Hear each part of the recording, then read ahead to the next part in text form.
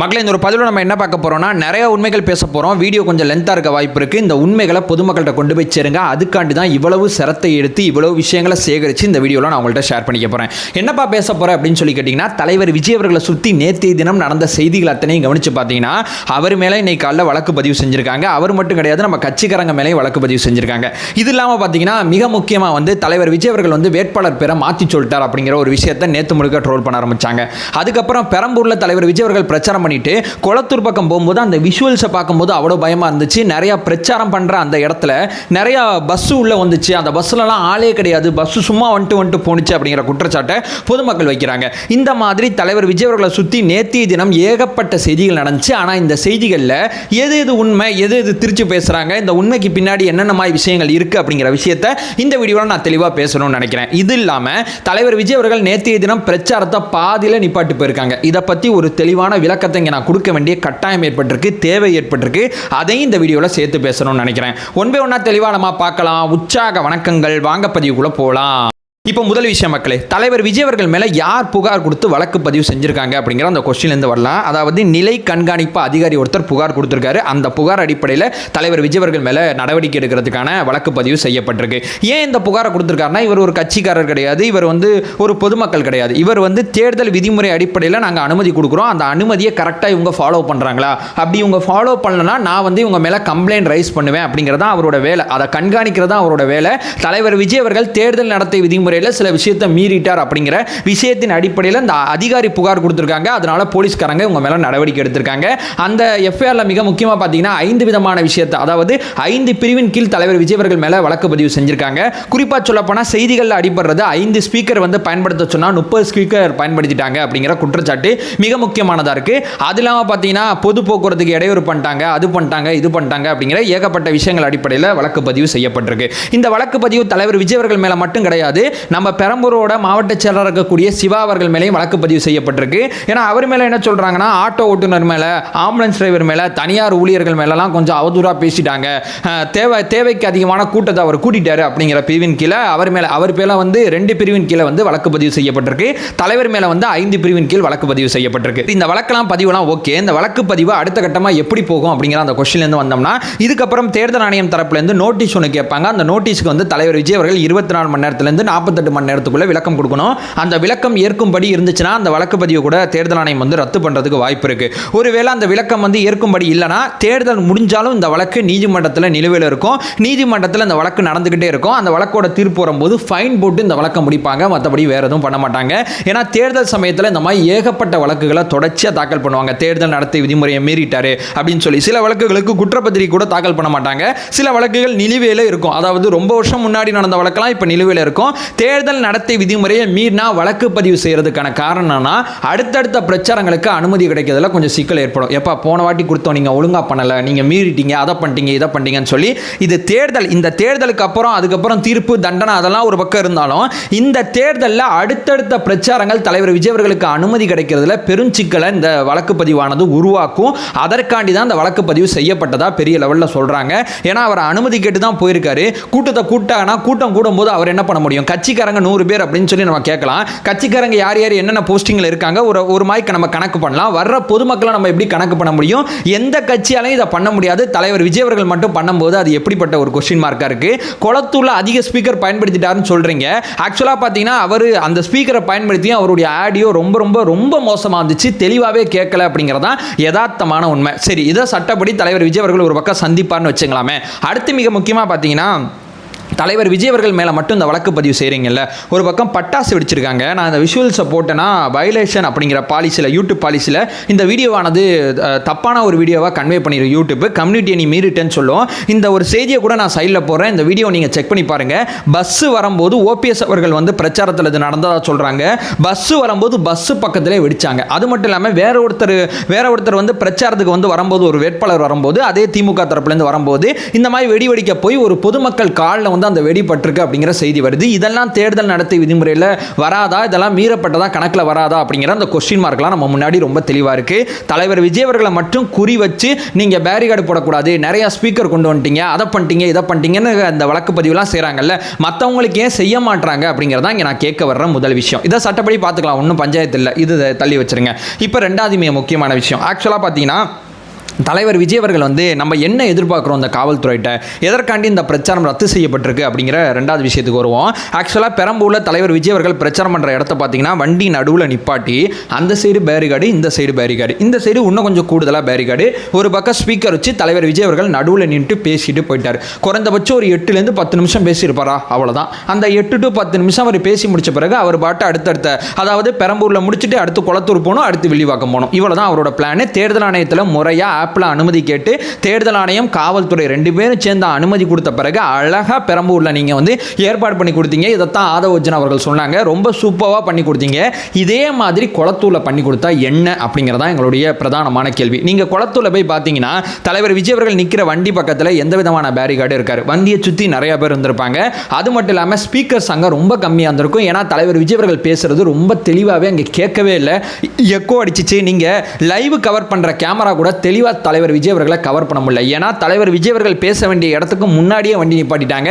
ஏன்னா அவரால் அந்த இடத்தை நோக்கி வரவே முடியல. இதற்காண்டி தான் எங்கே அவர் பேச போறாரோ அந்த இடத்துல அந்த வண்டி நிப்பாட்டுற அந்த லொக்கேஷனு 2 பக்கம் பேரிகார்டு போட்டு பொதுமக்கள் இந்த பக்கம் கொஞ்சம் அந்த பக்கம் கொஞ்சம் நின்று தலைவர் விஜய் அவர்கள் பேசிட்டு போனாங்கன்னா யாருக்கும் எந்த விதமான பாதிப்பு வராது, எல்லாருமே சேஃபாக இருப்பாங்க. இந்த ஒரு விஷயத்தை தான் நாங்கள் எதிர்பார்க்குறோம். இதைத்தான் காவல்துறையிட்ட தொடர்ச்சியாக சொல்லிக்கிட்டு இருக்கோம். வர்ற வழியில் போக்குவரத்தை நீங்கள் வந்து மாற்றி விடுங்க, மாற்றி விட்டிங்கன்னா ரொம்ப சரியானதாக இருக்கும். நீங்கள் இந்த மாதிரி பண்ணுறதெல்லாம் நிப்பாட்டிவிட்டு நீங்கள் அவர் உள்ளே வந்து பிரச்சாரம் பண்ணக்கூடாது. அப்படி பண்ணாலும் அந்த விஷுவல்ஸ்னால் நீங்கள் மேலேருந்து அந்த கேமராவில் நீங்கள் பார்க்கும்போது, ட்ரோன் கேமராவில் பார்க்கும்போது அந்த விஷுவல்ஸ் அத்தனை பேரும் அப்படியே அலை மாதிரி ஆட ஆரம்பித்தாங்க. நிற்க இடம் இல்லாமல் ரொம்ப பேர் கஷ்டப்பட்டாங்க.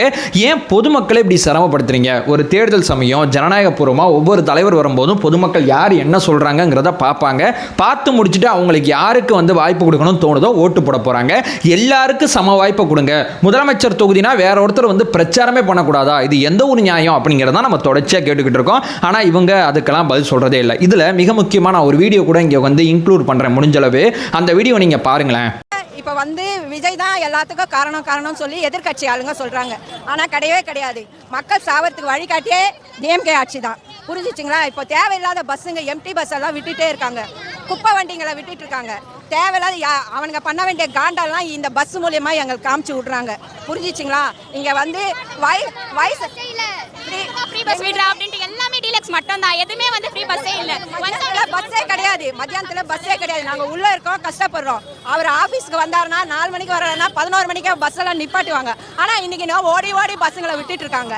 என்ன காரணம்? அந்த பஸ்ல வந்து எல்லாம் அடிபட்டு சத்தா அந்த சாவு விஜய்க்கு தான் காரணத்தை காட்டுறதுக்காக இதை இவங்க யூஸ் பண்ணிட்டு இருக்காங்க. இந்த வீடியோ பார்த்தீங்களா? ஒரு பிரச்சாரம் ஒன்று நடக்குது, அந்த பிரச்சாரத்துக்கு நடுவில் பஸ்ஸை விட்டுக்கிட்டு இருக்காங்க. அங்கே ஒரு மாதிரி வந்து மிக முக்கியமாக கரூர் சம்பவத்தை மீண்டும் நினைவுபடுத்துகிற மாதிரி ஒரு சினாரியோ அங்கே நடக்குதுல்ல. ஒரு தலைவர் இங்கே பிரச்சாரம் பண்ண போகிறாருன்னா அங்கே ரோடை பிளாக் பண்ணணும், இங்கே ரோடை பிளாக் பண்ணணும். பொதுமக்கள் எங்கே இருக்காங்களோ அங்கே சேஃபாக பொதுமக்களுக்கு சேஃப்டியை கொடுங்க, எங்கள் தலைவரோட சேஃப்டியை நாங்கள் பார்த்துக்கிறோங்கிறதான் தொடர்ச்சியாக சொல்லிக்கிட்டு இருக்கோம். ஆனால் அந்த பொதுமக்களுக்கான சேஃப்டியை நீங்கள் கொடுக்காதான் இங்கே மிக முக்கியமான கொஸ்டின் மார்க்காக இருக்குது. இதைத்தான் நாங்கள் தொடர்ச்சியாக வலியுறுத்துறோம். பெரம்பூரில் பண்ண முடிஞ்சதை ஏன் குளத்தூரில் பண்ண முடியல? வில்லிவாக்கத்தில் கூட பண்ணிட்டாங்க அப்படிங்கிற மாதிரி சொல்கிறாங்க. குளத்தூரில் மட்டும் ஏன் பண்ண முடியல அப்படிங்கிறதா இங்கே நம்ம எழுப்புகிற மிக முக்கியமான கேள்வி. ஒரு பக்கம் பார்த்தீங்கன்னா பேரிகார்டு கிடையாது, ஸ்பீக்கர்ஸ் போதுமான அளவு இல்லை, பஸ் வந்துட்டு போச்சு.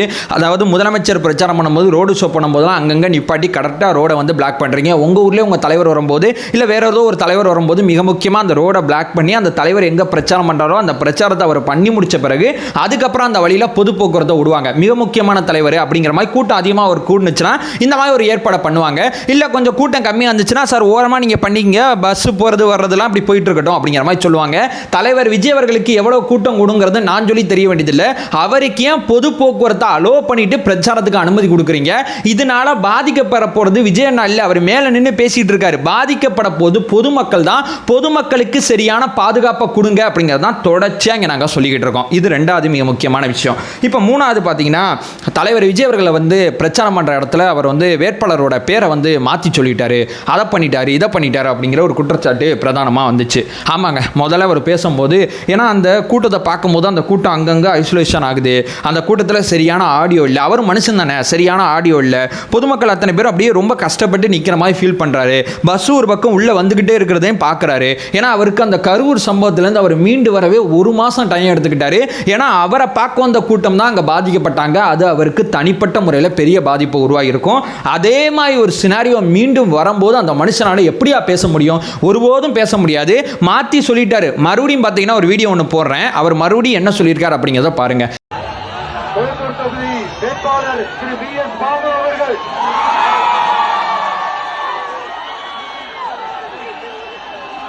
அவர்தான் தொழுத்தூர்ல நிக்கிறாங்க. அவர் வேற, நான் வேற இல்ல, இந்த விஜய் வேற இல்ல.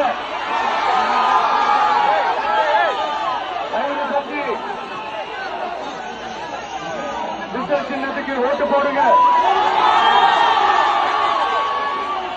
இது ஒரு புரட்சி தேர்தலா இருக்கணும். ஆக்சுவலாக மொதல் தடவை வேட்பாளரோட பேர் மாற்றி சொன்னாலும் மறுபடியும் மைக் எடுத்து தன்னுடைய அந்த ஸ்பீச்சில் தான் மாற்றி சொல்லிட்டேன் அப்படிங்கிறத அவர் அட்ரஸ் பண்ணி மறுபடியும் அவர் அந்த சுச்சுவேஷனையும் கரெக்ஷன் பண்ணிட்டு தான் போயிருக்கார் அப்படிங்கிறதான் யதார்த்தமான உண்மை. இதையும் நான் வந்து இந்த வீடியோவில் சேர்த்து பதிவு செய்யணும்னு நினைக்கிறேன். சரிங்க, இதெல்லாம் ஒரு பக்கம் தள்ளி வச்சிருங்க. தேர்தல் ஆணையத்திட்ட தாவேக்க என்ன எதிர்பார்க்குது? அஜெண்டா கூட லெட்டர் கூட நம்ம கட்சியிலேருந்து எழுதுனாங்க. நம்ம தலைவர் போயிட்டு மனுவெல்லாம் கொடுத்தாங்க. இப்போ டெல்லியில் போய் ஏதோ மீட் பண்ண போகிறதா சொல்கிறாங்க. இந்த மாதிரி ஏகப்பட்ட விஷயங்கள் வருது. இந்த தேர்தல் ஆணையத்திட்ட நம்ம எதிர்பார்க்குறது ரொம்ப சிம்பிள் தான். ஆல்ரெடி மேற்கு வங்கத்தில் நீங்கள் பண்ணிட்டு இருக்கீங்க, ஏன் தமிழ்நாட்டில் பண்ண மாட்டீங்க அப்படிங்கிறத இங்கே கேட்குறோம். மேற்கு வங்கத்தில் என்ன பண்ணீங்க? தேர்தலை அறிவித்த உடனே, அதாவது மேற்கு வங்கத்தோட முதலமைச்சராக இருந்த மம்தா பானர்ஜி அவர்கள் நியமிக்கப்பட்ட அந்த அதிகாரிகள் அத்தனை பேரும், போலீஸ்காரங்க அத்தனை பேரும் மாற்றி விட்டீங்க. ஏன்னா மம்தா பானர்ஜி அவர்களுக்கு இவங்க வந்து நியமிச்சாங்கன்னா இவங்களுக்கு ஃபேவராக ஏதாவது பண்ணுவாங்க. அதனால நம்ம சேஞ்ச் ஓவர் பண்ணால் மட்டும்தான் ஜனநாயகபூர்வமான தேர்தல் நடக்குங்கிறத மேற்கு வங்கத்தில் ஃபீல் பண்ணுறீங்க. தமிழ்நாட்டில் ஏன் அதை ஃபீல் பண்ண மாட்டீங்க? தமிழ்நாட்டில் மட்டும் முதலமைச்சர் மு க ஸ்டாலின் அவர்கள் நியமித்த அந்த அரசாங்கம் நியமித்த அதிகாரிகள், போலீஸ்காரங்க இப்போ வரைக்கும் அந்தந்த இடத்துல இருக்காங்க. அவங்க மறுபடியும் உங்க கூட கனெக்ட்ல இருக்காங்க. மறைமுகமா இது நடக்கும், நேரடியாக ப்ரூவ் பண்ண முடியாது.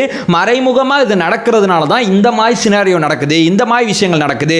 நீங்க மேற்கு வங்கத்தில் பண்ணதை தமிழ்நாட்டிலையும் பண்ணீங்கன்னா உங்க மேல ஒரு பெரிய மரியாதை அந்த தமிழக மக்களுக்கு வரும். பெரம்பூர்ல நல்லா பண்ணீங்கல்ல, ஏன் தெரியுமா? பெரம்பூர்ல நீங்க வந்து எஸ்பியை மாத்துனீங்க, அங்க கரெக்டான ஏற்பாடு நடக்குது. இதே மாதிரி கமிஷனரை மாத்துங்க அப்படிங்கிற கோரிக்கை தான் முதலமைச்சர் மு க ஸ்டாலின் அவர்கள் நியமிச்சு அந்த கமிஷனரை மாத்துங்க அப்படிங்கிற கோரிக்கை தான் தொடர்ச்சியாக எங்கள் தரப்புலேருந்து வரும். இதில் மேற்கு வங்கத்தில் இன்ஸ்பெக்டர் லெவலில் இருக்கக்கூடிய அதிகாரிகள் மொத்த பேரையும் மாற்றிருக்காங்க. நாங்கள் தமிழ்நாட்டில் இன்ஸ்பெக்டர்லாம் மாற்றுங்கன்னு சொல்லலை, எஸ்பி கேட்டகரியில் இருக்கிறவங்கள மாற்றுங்க, காவல்துறை உயர் அதிகாரிகளை மாற்றுங்க. உயர் அதிகாரிகளை நீங்கள் மாற்றிட்டா கீழே இருக்கக்கூடிய அதிகாரிகளுக்கு எந்த விதமான அழுத்தமும் வராது. எல்லா தலைவரையும் அவங்க ஒரே மாதிரி ட்ரீட் பண்ணுவாங்க. ஏன்னா அந்த கனெக்டிவிட்டி இருக்காது. இந்த கோரிக்கை தான் தொடர்ச்சியாக தமிழக வெற்றி கழகம் தொடர்ச்சியாக முன் வச்சுக்கிட்டு இருக்கு. ஆனால் இந்த கோரிக்கையை எலெக்ஷன் கமிஷன் வந்து கேட்குற மாதிரி தெரியல. மேபி இன்றைய தினம் பார்த்தீங்கன்னா நல்ல அறிவிப்புகள் வரலாம் அப்படிங்கிறத நான் பெரிய லெவலில் எதிர்பார்க்குறேன். இதை தாண்டி வந்து மிக முக்கியமாக நான் இங்கே சொல்கிறது என்னென்னா, தயவு செய்து அவர் வண்டி பின்னாடி போகிறது, ஏகப்பட்ட டென்ஷன், ஏகப்பட்ட ப்ரெஷரில் இவ்வளோ பஞ்சாயத்துக்கு நடுவில் அவர் தேர்தல் பிரச்சாரம் பண்ணிகிட்டு இருக்காரு. அடுத்து பார்த்தீங்கன்னா பாண்டிச்சேரியில் 5ஆம் தேதி அன்னைக்கு அனுமதி கேட்டிருக்காங்க. அடுத்து தலைவரோட அடுத்த கட்ட பிரச்சாரம்லாம் எங்கே நடக்கும், என்ன எதனால நமக்கு தெரியல. ஏன்னா ஆல்ரெடி நம்ம திட்டமிட்ட பிரச்சாரத்தை நம்மளால் ஒழுங்காக நடத்த முடியல.